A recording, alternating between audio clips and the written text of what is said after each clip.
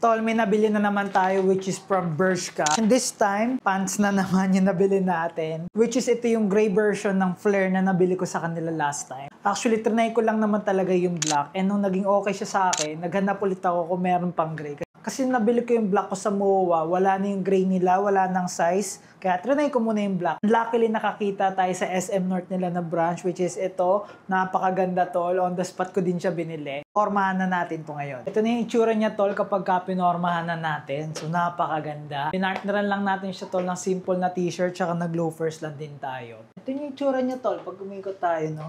Napakaganda. Perfect fit lang, tol. Hindi siya super baggy, hindi rin super sikip. Sakto lang. Mas fitted pa rin to ng konti compared dun sa bootcut jeans ko from H&M. And ang price nga pala niya, tol, is nasa 2,795. So, pinarepair ko pa tong hem niya.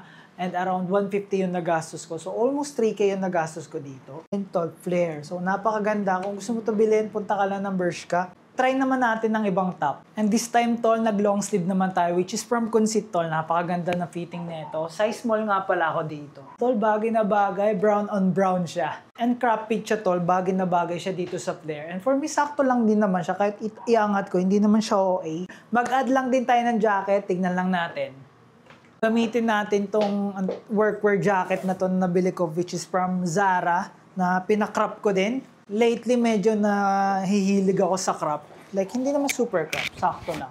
Tol, sakto lang, di ba? Angas, di ba? Sa likod, ganyan yung itsura niya. Napakaganda, di ba? Bagay na, wala pala tong bulsa. Ikot pa tayo isa.